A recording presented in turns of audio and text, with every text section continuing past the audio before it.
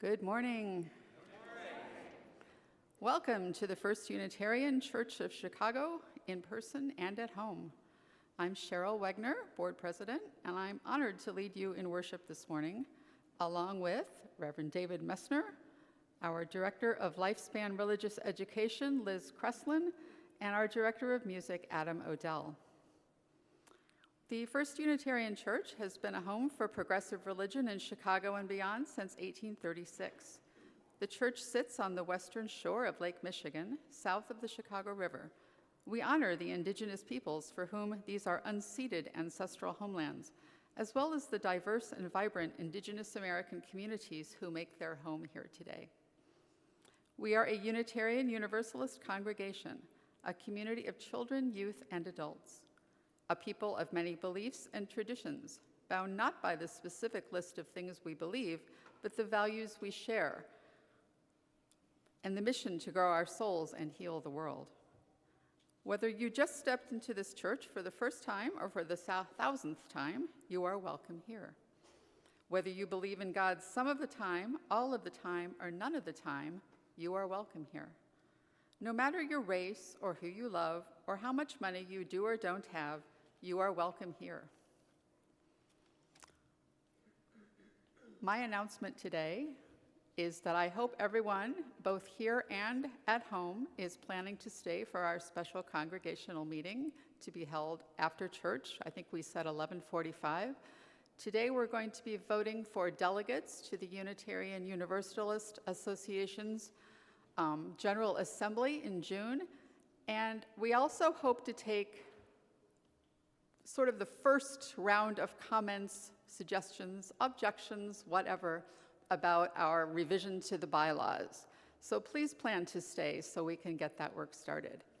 And it looks like we have another announcement coming. Thank you, Asar. Thank you. I'll give you a few. Right after service, in what we call the vote library, which is in the back, right from my perspective, I'm going to do a little UU 101. And we just go directly there. You can grab a coffee if you want to.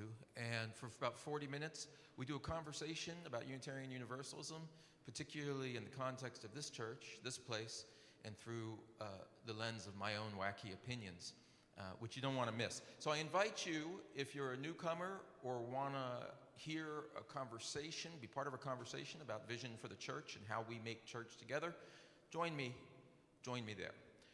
This week, I want to do a plug for Wednesday night, as I always do. I always say, please hold Sunday mornings and Wednesday nights for us. Wednesday night, we have a doubleheader. You have a choice. Choose your own adventure. It's game night. Is that not true? Game night, which is going to be through here, and game night can mean anything from chess to Connect Four to Bid Whist to Twister. We don't know.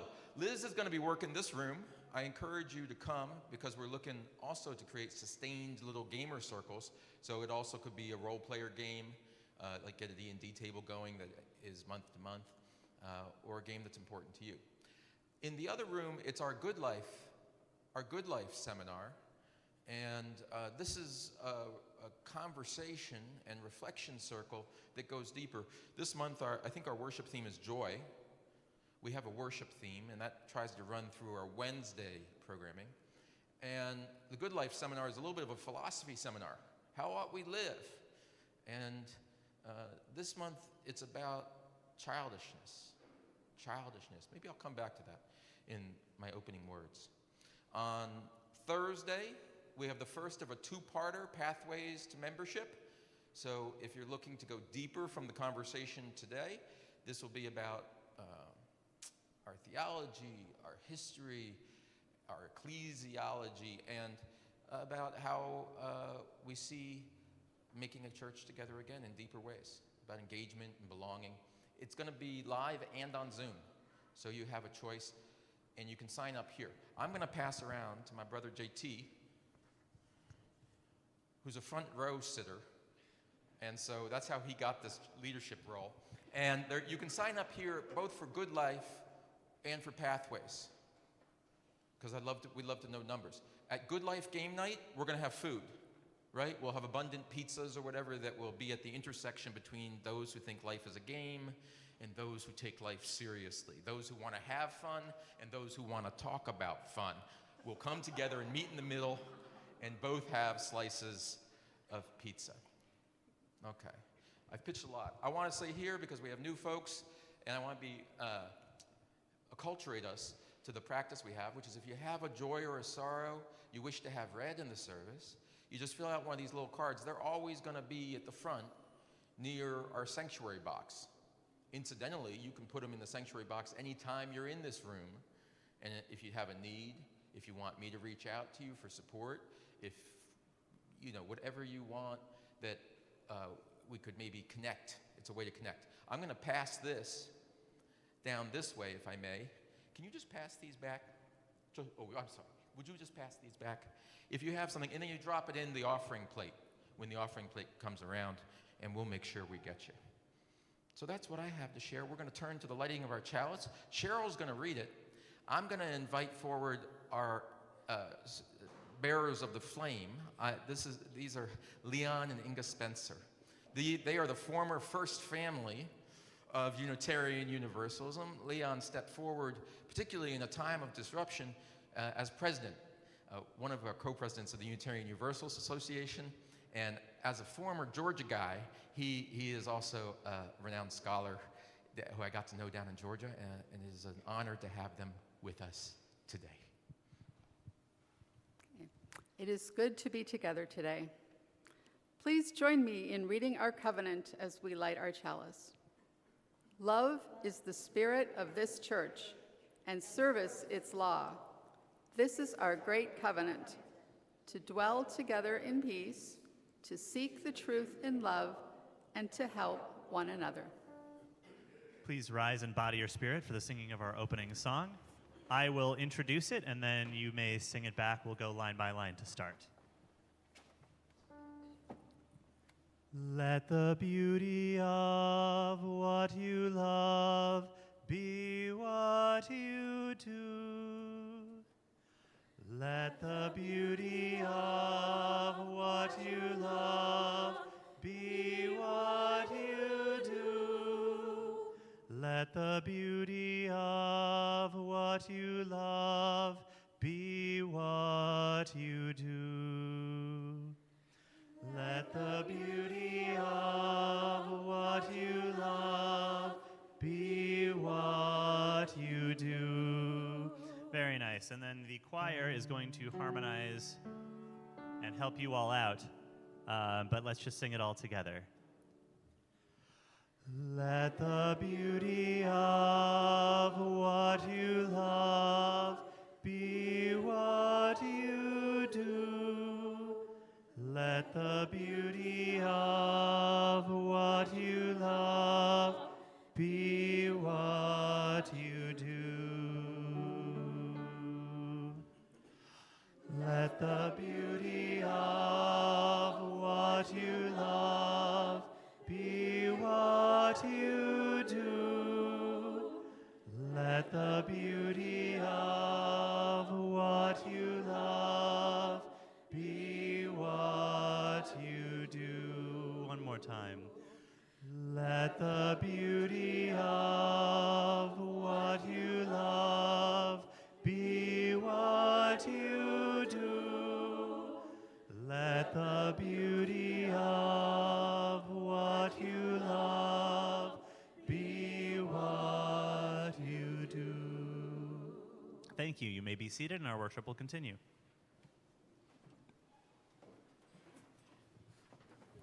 As is my way, I'm going to call us to worship today with a bit of an advertisement. Always be selling, always be closing. I had in mind a piece of scripture in the 18th chapter of Matthew.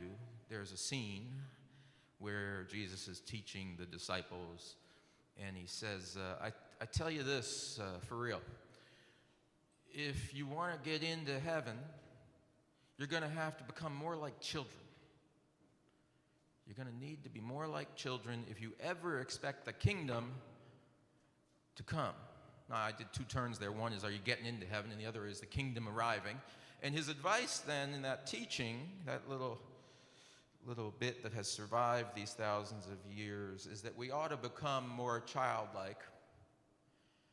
And that's something I sit with. And as I said, the advertisement part of this is we're going to spend some time talking about that more deeply, that advice.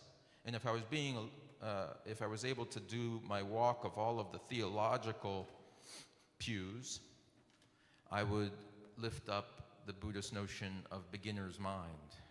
If we wish to reach enlightenment in some way, we have to let go of this accumulus in our mind and just greet the world we find anew. Again, that my translation of the Greek, right? Like he said it, you may be truly, but I say for real. If you want to get real, if you want to get in touch with the world as it really is, you have to have a child's mind, he was saying, or the Buddha was saying, as a beginner. 100 years of study, well, most of us don't have 100 years of study. We got some folks getting up there. I can speak to 50 years of practice, and I'm just beginning to be a beginner. That takes hard work. So that's what we're going to reflect on together this Wednesday. How is it we strip ourselves back to know nothing and yet carry the wisdom of our experience, the wisdom of life's difficult journeys, that we might make this world better? It's a paradox. And so, my friends, I call us to worship with this paradox today. What is it that's important about this place? What is it that's important about a religious life? In a sense, to me, is the ability to hold paradox, to hold all the wisdom we have gathered, to have the gift of all the bruises and the scars on my body, and yet to come to it as fresh and as new and as filled as hope as I was when I was less scarred. The possibility of that is what calls us together. The reality of that is the work we have in front of us. Come, let us worship together. Our centering hymn will be number 404 in the gray hymnal, What Gifts Can We Bring? That is number 404. Please rise and body your spirit for the singing.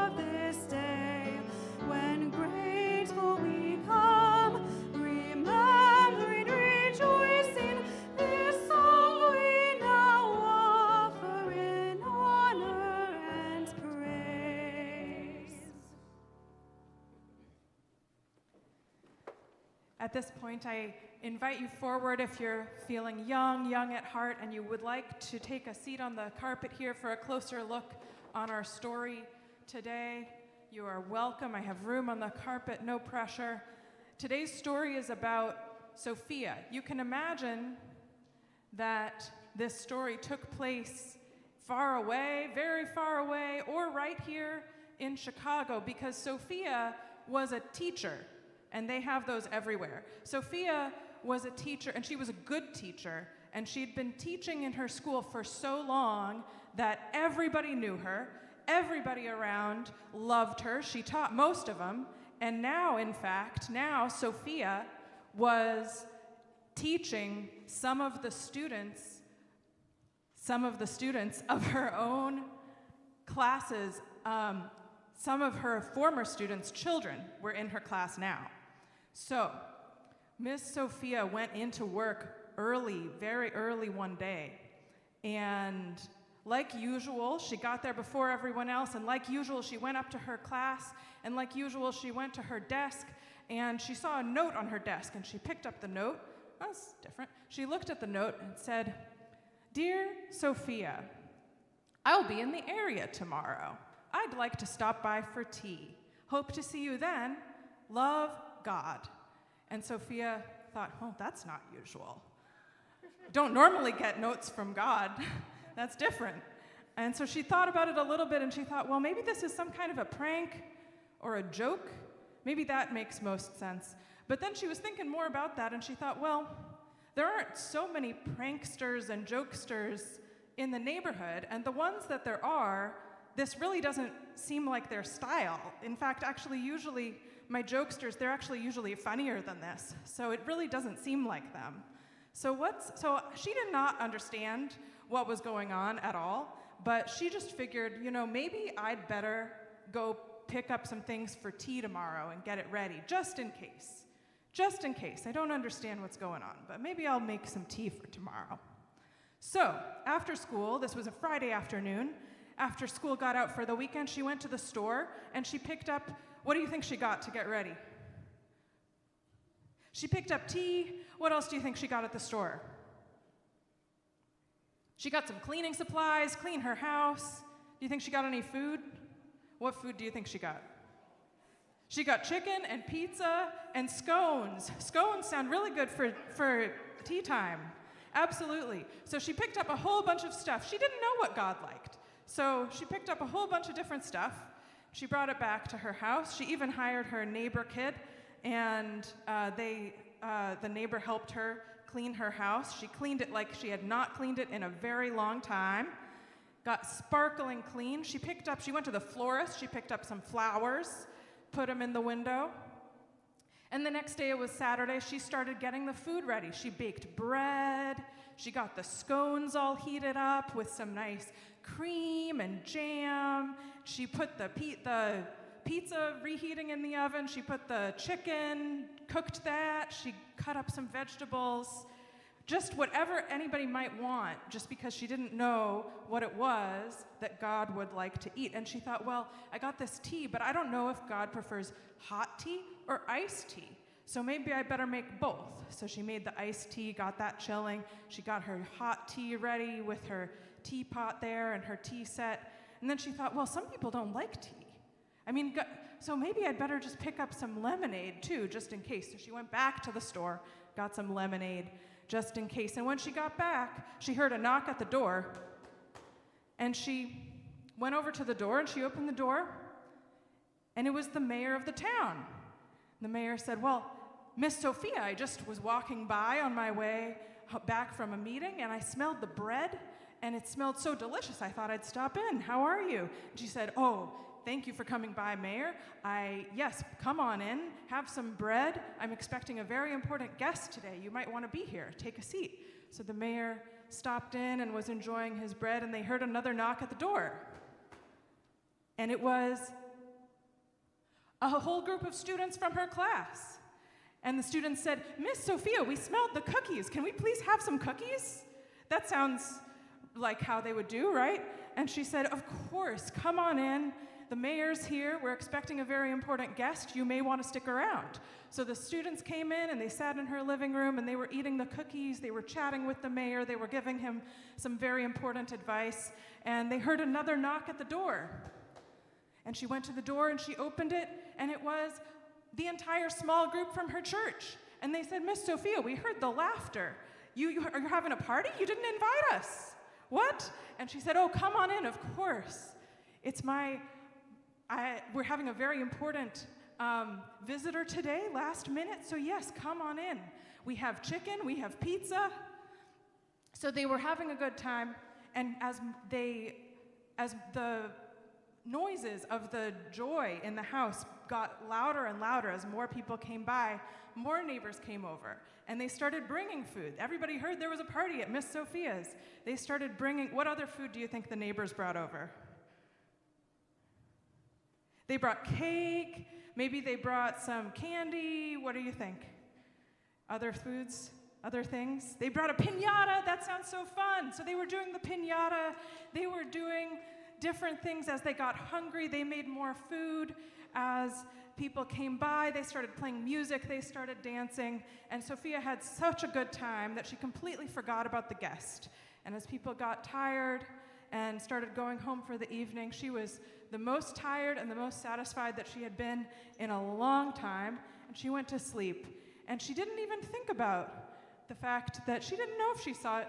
Did I see God? I guess I would know, right? She only started thinking about that later, but as she was on her way to school on the Monday morning, she was walking to school and everybody was waving at her because they all had such a good time on Saturday. And she got to school, she got up to her classroom early like usual, and she went to the desk and there was another note. It said, "Dear Sophia, thank you so much for the beautiful party. The scones were delicious. You had such a variety of food, and tea mixed with lemonade is my favorite. Thank you. Everything was delicious, and the company was excellent. Love, God."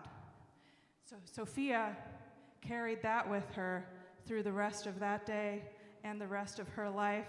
And I invite you to do the same as we send our children to their classes with our love, including our Crossing Paths class, who will be learning about Islam and Judaism today. And our worship will continue.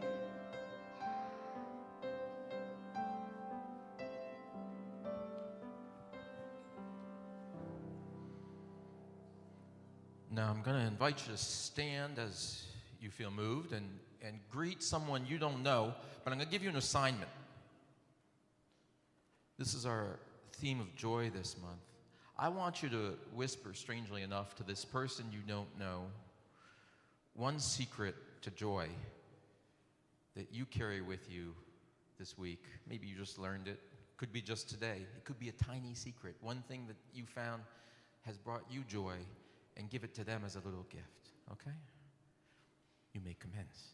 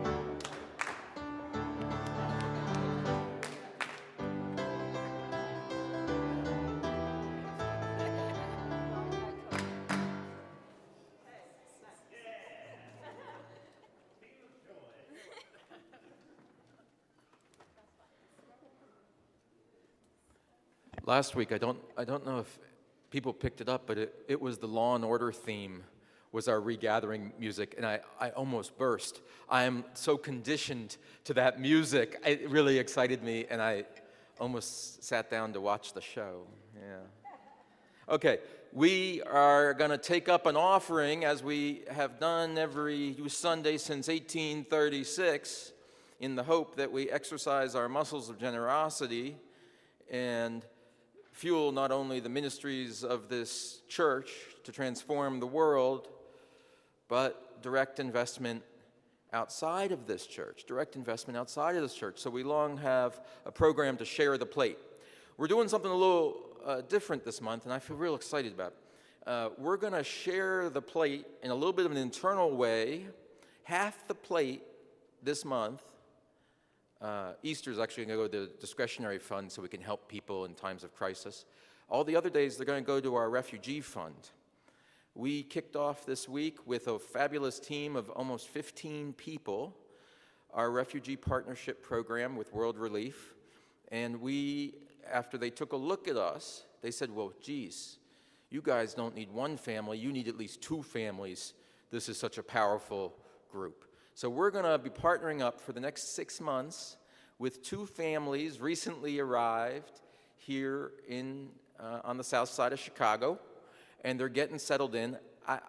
We don't have time to go through it all, but they have shut down the programs that let people in.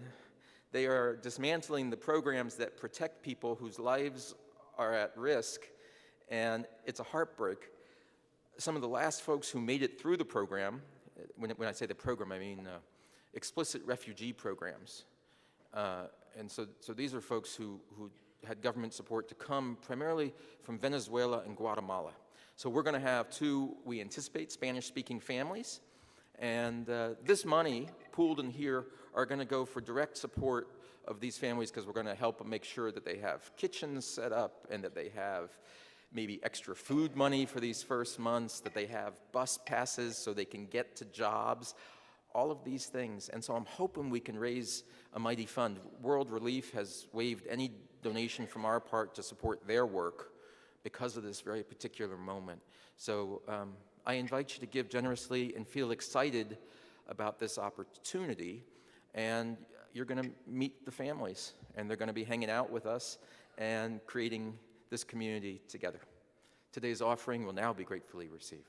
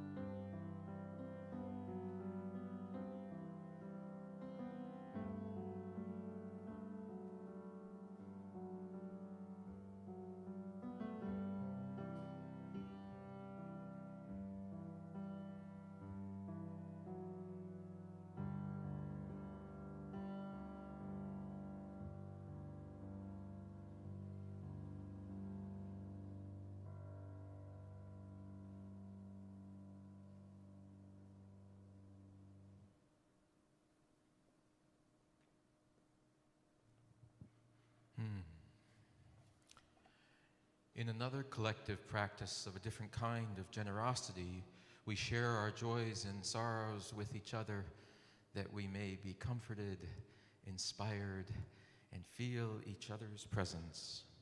I have a few joys today. This is a joy from Lisa,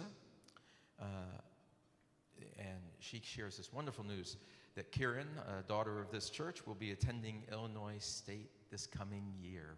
Woohoo! That might mean we get to see more of Kieran, which is great. Another shared, after 2 weeks in the hospital, my 72-year-old mom finally came home. 20 more sessions of chemotherapy to go, and she will power on. May she do so. This is a joy from Debbie Zora. My grandson is turning 13 later this week. Blessings upon his coming of age. And from Cheryl, I think on behalf of lots of sign-carrying, fist-raising protesters, 30,000 people at the Hands Off rally yesterday in Chicago.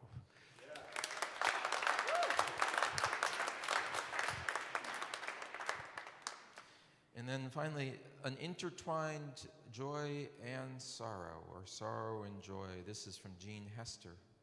And she's going to read in just a moment some words from Norma Poinsett, written words to the congregation.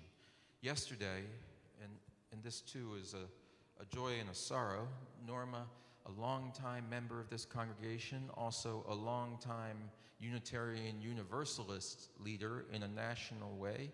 We celebrated her life yesterday. Norma passed at 97 years of age. And there was so much joy in that gathering yesterday, telling the stories of a great storyteller and a great justice maker and a brave and wonderful woman. So I'm going to turn that over for Jean to close us. I brought the order of service that Pierre, her son, and family put together, and I'm going to pass that, strangely enough, because if you didn't get to see it, I should have brought 10. It's got photos and remembrances, and it was really meaningful to me. Okay, thank you.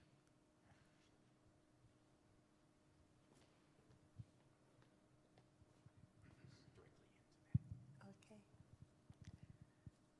I was fortunate to have Norma give me her own personal copy of our hymnal. That's the gray book some of you see in the little slots in front of you. And for those who knew Norma, many who are listening or were members back in 1980, and what she said then I think is even more appropriate today. And when I say these words, they are Norma's, and I found them in that hymnal she gave me, along with little papers to mark the hymnal she liked. There was this writing that she obviously read to the congregation at that point. And she says, "Don't sing, we'll build a land." That's hymnal number 121 in the gray hymnal. Don't sing, "We'll build a land," if you don't really mean it. In fact, don't even hum it or stand up when it is sung, unless you are working to make those words become a reality.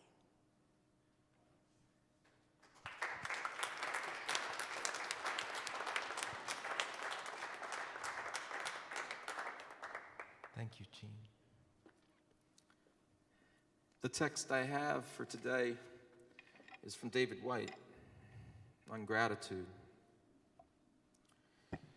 Gratitude is the understanding that many millions of things come together and live together and mesh together and breathe together in order for us to take even one more breath of air.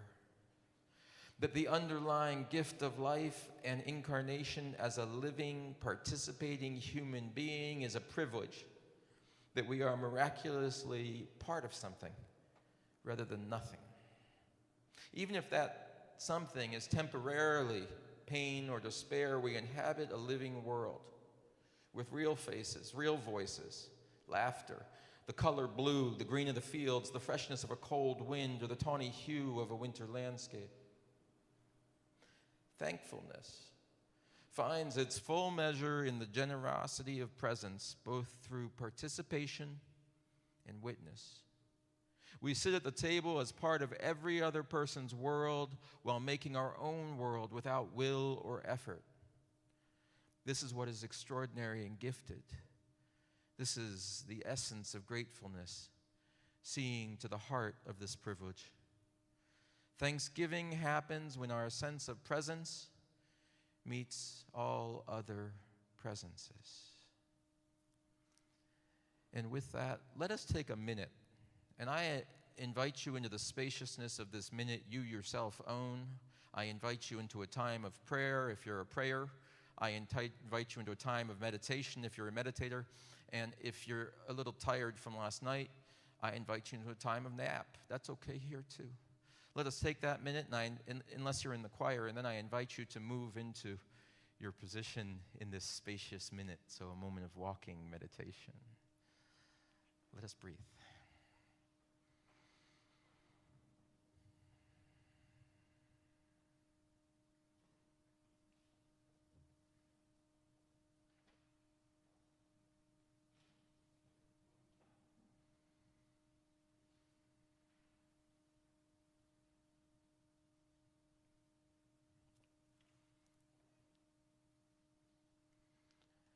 Amen.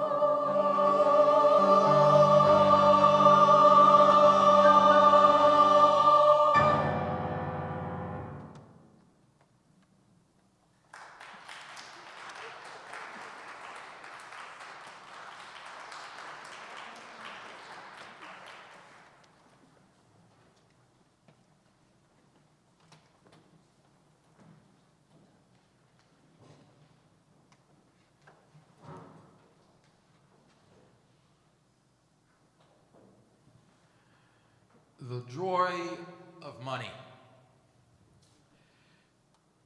I should tell you, I picked the sermon titles maybe a month in advance.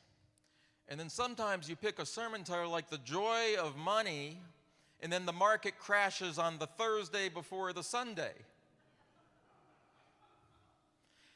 And most pastors think at that point, maybe I'll preach on the joy of springtime. And that could be a more convincing sermon, won't rub people's fur the wrong way. But I am not your average pastor, and I am marshaling on the joy of money, comma, especially now. The title of the sermon, The Joy of Money, is a little winking allusion, if titles of sermons wink, if wayside pulpits wink, to a book that peeked out audaciously from many, many Unitarian bookshelves in the 1970s. Some of you were in the 1970s with me. Some of you were Unitarians. And picture your bookshelf. What was on that? A book called Passages. I remember, What Color is Your Parachute? And you keep going. The Joy of Sex. The Joy of Sex was even on some of our church bookshelves, making a statement as we tend to do. I hadn't remembered this, but I had to go back to, I had to Google the book. Now you don't go to the bookshelf, really. And that book had the subtitle, A Gourmet Guide to Lovemaking. And so I spent some time thinking about not what I thought when I was 8 years old and I saw that book, which I didn't want to take down because I didn't want anyone to see me taking that book down from the shelves. And so I just went blissfully ignorant and well-behaved forward into adulthood. But as I read it now, that claim struck me a different way. A Gourmet Guide to Lovemaking, the cover claim was clear to me. If your experiences of sex were not joyful, you may have sort of uncultivated taste. Maybe you're doing it wrong. Maybe you're doing it in the wrong places. Maybe you're doing it with the wrong people. That's what came rushing to mind for me. Are there gourmets when it comes to matters of sex? I don't know. The way I would say it now, people lack facts about a basic part of life. They are often afraid to articulate their convictions, their desires, their hopes, their values. They keep them inside. People are often afraid to articulate those or unable to articulate those things to themselves even. And we are all the less for it. The lacking of facts, the fear of speaking truth. We're all the less for it, often bearing stress about matters which should be life-giving. Okay. We're going to save the sex sermon for another day. I have another 10,000 words to say about that matter. We're going to be introducing Al for Adults here not too long, because 13, for the last conversation we have about sex, isn't right. That's at least been my experience. There are some other things to talk about after we got those basic facts. So, look forward to that in the future, and someone tell Liz I promised it. I want to pivot to make a similar claim, a parallel claim today about money. Right? Basic part of life, about which people are afraid to voice their convictions, desires, and hopes, or unable to articulate those convictions, desires, and hopes, often even to ourselves, right? And I want to offer you a little money credo for myself. This I believe.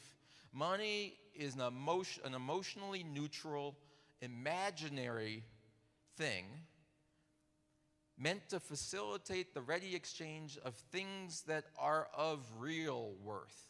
Okay, I hope you see an emerging theme through our day to move from the things of imaginary worth to the things of real worth. Money serves as a pointer to an opportunity to engage in real relationship around things of real worth. Worship is the business of lifting up things that are worthy. Let us be worshipful in every action in every day of our lives. And so let us not put money on the table in the front. We don't do that here. Let us remember that money is the finger pointing at the moon, as the Buddhist parable says. and the glory is the moon, not the finger, right? Money is a pointer to exchanges of value of things that are really worthwhile. And what in life is really worthwhile? That's a longer conversation. But the invitation to take whatever we have, this currency, and to spark something remarkable, a chain of remarkable things, a chain of remarkable things, right? Things of real value, connecting with other human beings to convey things of continuously accretive value. Now I'm going to start talking financially. Things that, as you pass it on, they build in momentum. There's a concept in economics called the velocity of money. How fast do you get it circulating around? How fast does your money at the farmer's market make it into the hands of someone who's doing work landscaping at the university? How fast does the landscaper's money make it into the hands of Joe's jerk chicken stand? Okay, I'm just doing a product placement for my favorite jerk chicken spot. How fast does the jerk chicken money make it back into the economy so we build the Polsky Center, so we launch new biotech firms? A little grandiose, but that velocity of money, keep the money moving, because keep the human interchange moving. The velocity of human connection around worthy things. And that haphazard, made it up off the top of my head, I can do that. That haphazard tour of the stops of our money included what? Universities and biotechnology and our lunch and the beautiful gardens that we pay to support. All of these things are the worthy things, and they don't happen by accident. They happen because we point at them and say, that's worth it. That's worth it. I'm going to spend the resource I have on that. We do that here. I can bring that home to church, right? There's not a day I don't stop and find peace and inspiration in our little garden around the church building. And whenever I say a thing, sometimes I'll say a thing like, hey, we should move those bushes over there. And John, is John here? I don't know where John's head of building and grounds, and he first arrived here in '73. And he says to me, now, wait a minute. There was a very specific plan for that garden, and that's not blossoming now, but that's going to blossom in a couple months. And sure enough, it's true. It's orchestrated. Indeed, it was orchestrated by people who are no longer with us. Isn't that crazy? That beyond your own lifespan, what you set in motion with your generosity of mind, of heart, of, yes, dollars, lives on, and we're looking at purple flowers willed into existence by a member of our family who's no longer here. Isn't it extraordinary that Jean Hester picks up a hymnal and says, I want to read you something that Norma said. It's a message to you, and I bear it to you. Norma's not sitting in the pews, but she's very much with us here today, is she not? Is she not? Because we bear it forward. I've been spending a lot of time down in the crypt lately. I had the honor earlier in the week of doing a service and the placing of the remains of Gail Emery. She's in the Valentine family. There are 3-4 different niches there. And so we were down there mapping the history of this place. People who invested in this place and then came to rest in it. People who did work up here and then went to rest down there and enlivened this place still. I'm getting better and better. I know the story behind now about 25% of the people who were resting downstairs. And I give that tour. I say, here's Betty Sykes. Here's Betty Sykes. Here's Joan's name, but Joan's upstairs now. Joan's upstairs now. And we did that. I had ministers over in another occasion this week down the crypt. I had ministers. I had Teresa Cooley here. Reverend Teresa served this church, and we were down visiting with her father, Charles, and connecting the pieces. I wasn't here. I couldn't be here. I was away, but I left him a key, and Reverend David Schwartz was here. He said, I want to show my son how things are going here. These are your past ministers. They saw this place and said it's worthy, and they invested in it. And they live on in this place. That's what I want to say. This investment, the generosity, and money's one kind of it, a resource we have, a little bit that we're given. We're given this little bit of resource. And we choose where to place it on the board. Here's the gambler in me, right? We choose where to lay it down. We're given what kinds of resources? We're given minutes of our lives. Those are limited. Those are limited, but not scarce. They're abundant, right? And we say, where am I going to give my minutes, my hours? Am I going to give hours to go down and march in Daly Plaza for what's right? Is that worth it? That's worth a few hours, I think. Am I going to give my hours to go over in this other building and teach the Sunday school classes here when I could be listening to Reverend Dave? Oh, how much I want to listen to Reverend Dave. But it's a worthy walk to go teach Sunday school here. And you better bet that investment will be accretive over time. People still tell me about Sunday school classes they were taught here and they remembered their teachers of the past. Do you remember your Sunday school teachers? Do you remember your youth group leader? We now have Liz, one of our Liz's, as our youth group leader. That's a new investment we put in this year. We said, we really care about that stage of adolescence. What happens when you're in high school? What happens when people pay attention to you in high school and create a platform where you can do remarkable thing? And so we have this open Spark youth group that's open to all the young people in this neighborhood. It will grow and grow. The way the Chicago Children's Choir started with a few kids in the church. It grew, it grew, it grew. It's now one of the largest, most thriving children's choirs in this country, uniting voices. They still sing here. If you ever want to come and sit and listen to them practice, you can come do that several times a week. That's what I want to talk to you about, particularly with regard to money. So this joy of money is that that's not all about money, every story I just told. But all of those stories have a dimension of it that someone at some point said, I'm going to take this little bit of abundance I have, this little bit of cash, and I'm going to put cash on it. Well, often we celebrate Chris Moore, who was a music minister, assistant minister in this church, and he started that. He was the first leader of the Chicago Children's Choir. That right, Joan? Yes. Okay. I got to check on many issues with the choir behind me because they got the details and keep me real. So we celebrate Chris Moore. You're going to go to Chris Moore Parlor and have some hospitality after the service. Why did we have Chris Moore here? How did that become possible? That was David White talking about. What needs to come together, all of these energies, all of these investments to create a moment in time where there is an opportunity and someone willing to seize it with the gifts they have? And Chris Moore gave us his minutes. He only had a certain number of minutes in his life, and he said, I think kids should have a place to sing. Not just our kids. Or maybe the turn was, they're all our kids. They don't need to sign the book to be our kids. That's the ethic of this place. But I want to get behind that and say somebody said, let us hire Chris in this church. And someone at that meeting, I'm imagining this meeting. Someone at that meeting said, well, we already have a minister. We don't need another minister, an associate minister, we can get someone. And they said, no, it's worth it.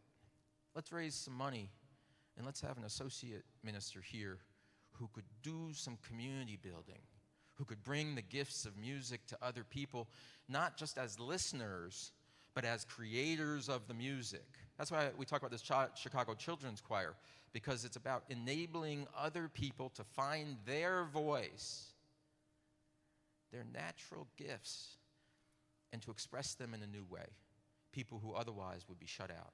And in a country right now that is spending most of its energy around new systems to shut more people out more of the time. I mean, that's where we're spending our money. That's where we're spending our money. Let's get more buses that we can load more people on and deport them. We need more planes going to El Salvador. We can pay the people in El Salvador to put our people in prison. Okay, I'm going to calm down on that. But do you see how important it is, the difference between saying, oh, look, we have 10,000 new folks arrived here speaking Spanish. One natural response is, let's spend all of our money, let's make a collection, and let's get a bus so we can drive people to incarceration. That's a possibility. We can do that. That's what the government's doing right now. They're reallocating the money. The other thing we could say is, why don't we pool up our money and start a Spanish language choir, right? Why don't we have a Spanish music program? And Adam can oversee it, and we'll give jobs to some teachers and artists and musicians who are coming here from Venezuela. Have you heard Venezuelan music? Wouldn't we be the greater for that? So how does our money create these opportunities of connection and transformation? That's what I'm talking about. And those moments where our money does that, it brings us joy. And money becomes a joyful thing. Not the money itself, the thing to which it points. The finger pointing to the beauty of the moon. The finger that says, look, that's a hummingbird. My wife does this all the time. I can't hear that well. I can't see that well. But she keeps tabs on everything. She says, right there, right there. We were just down in Jamaica. Oh, that's good stuff. She says, right there, look at that bird. Is that a brown pelican? Okay.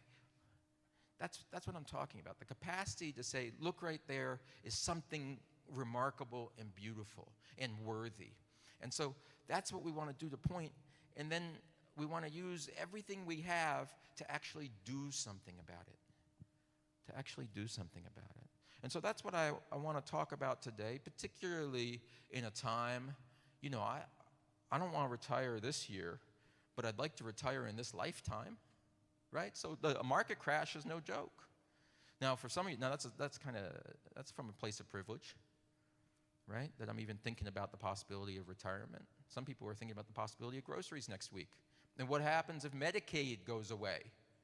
What happens if Medicaid goes away, that there's not medical care for people without resources? What happens when the SNAP program goes away and there aren't resources for people who need food, right? Another shout out, we fund our program, and I'm so grateful for the whole group of people who showed up over. We have a partnership with Coppin AME Church, which is over on South Michigan. And the little bit of resource we use to get over across the park, that's not a trivial thing here on the south side of Chicago. We're bounded by 2 parks. They used to tell people, don't go across the park. By people, I mean students.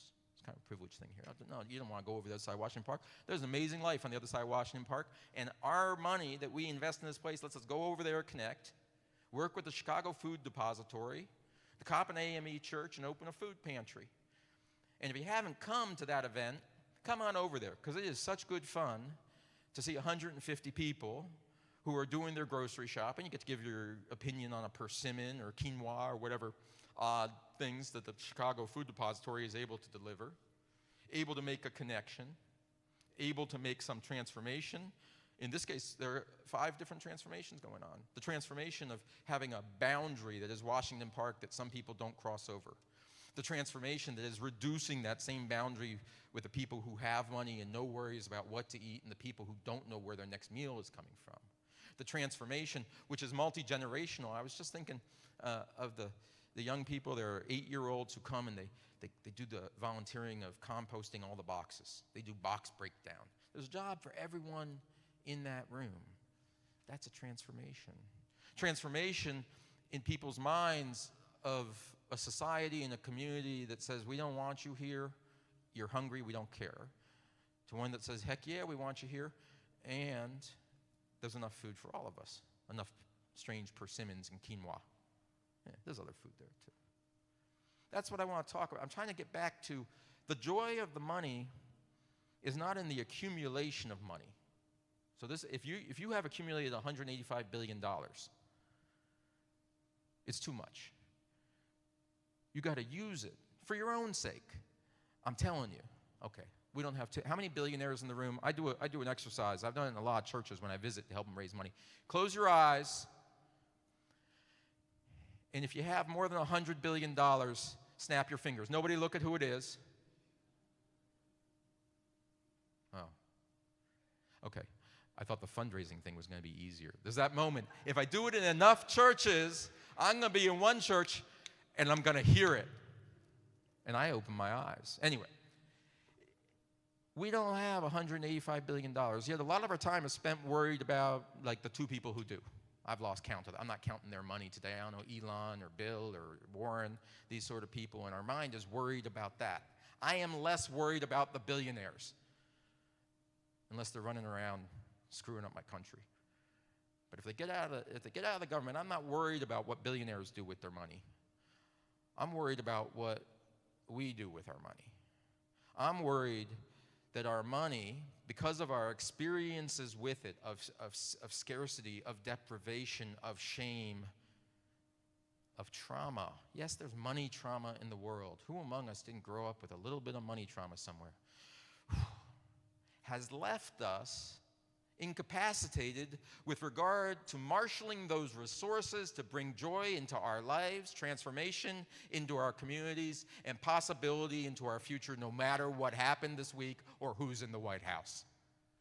I want us at this time, because it is a time of struggle and despair. Wasn't David White talking about that? In times of trouble and despair, I want us to marshal the gratitude, and I want us to do an inventory of the resources we have. Inventory your assets. Now's the time to get the balance sheet, the spiritual and actual balance sheets in order, and say, what powers do I have at my disposal? Well, I still have the power to wake up in the morning. Amen. I still have minutes in my day and a choice of how I spend them. I still have the power for my eyes to open wide and light up when I see a new person in the pews and I just whispered to them a secret about joy in my life. All of that is exchanged, and I still have a few dollars in my pocket. And it's okay if you don't. Again, I can't help speak from the location I'm in. I got a few dollars in my pocket.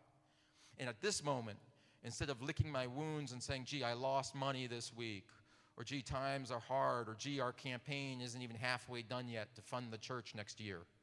Instead of retreating out of fear, anxiety, and the past trauma of my life speaking to me, I'm turning the other direction and I'm going forward faster than ever. I don't have much, but I'm going to put it in the plate and do something aggressive in the coming year. Aggressive compassion. Aggressive building of community. Aggressive investment in education. Aggressive expansion of who we think of as the we. Because I know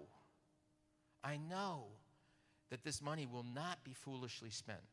My life experience has taught me that money well spent returns itself threefold in joy. Threefold in joy. And so I ask you, and this is your meditation work as I send you from this place. This is the meditative work, the soul-searching work. Where have you used your material abundance to be life-nurturing? Where have you spent your money that it came back to you threefold? I ask people that. I say, what's the smartest money you ever spent? What do they say to me? I said, I didn't think I could afford to go to college. I spent the money. Changed my life, gave me opportunities, changed who I am. Heck, I met my wife there, some people say to me. I became an anthropologist, and that changed everything. I didn't think I could afford a person like me, and my family wasn't rich, but I got enough money to go to law school. And I spent 50 years fighting for justice for people who couldn't. I don't know. Where has the smart money been in your life?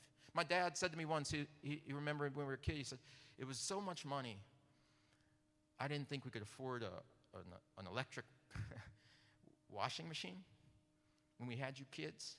But we had diapers. Back then, there were no disposable diapers. And he said, we just spent it.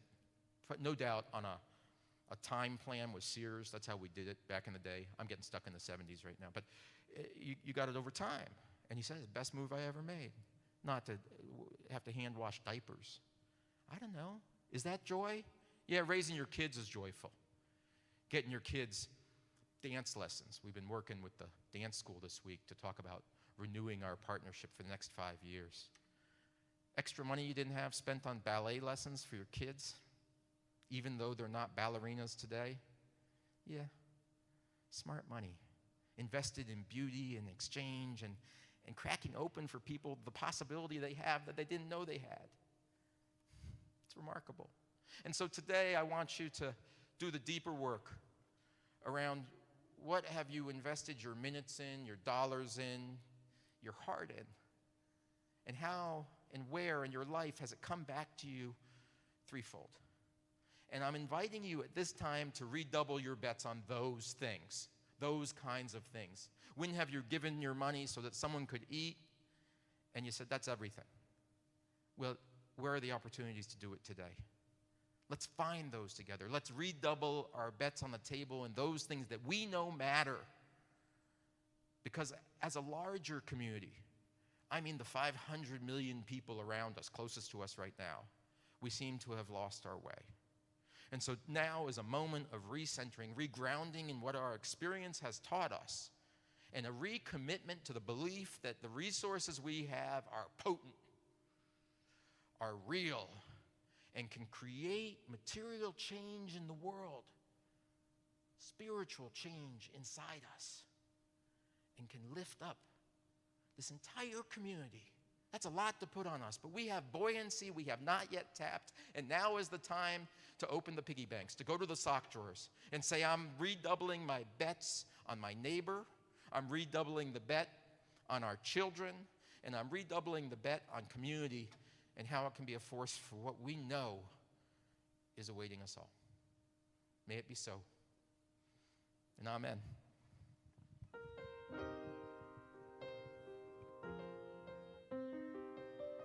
Please rise in body or spirit for number 1017 in the gray hymnal, Building a New Way.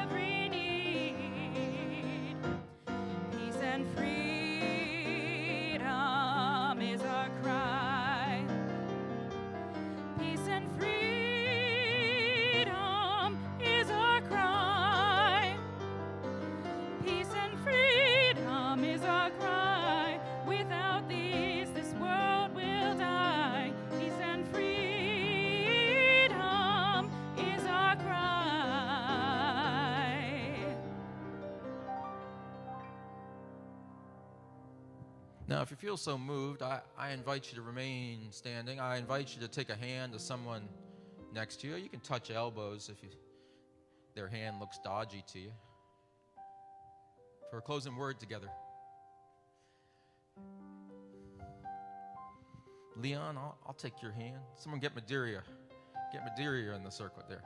As you go from this place, may you be blessed. May you be blessed by a sense of peace that comes over you. May you be blessed by a sense of freedom that rises up within you no matter where you walk or what the world tells you. As you go from this place, may you walk the walk of a wealthy person. May you feel abundance. Everywhere you go, may you feel grace surrounding you. And may you know most of all that you're loved and you do not walk alone in this world. Maybe so, and amen.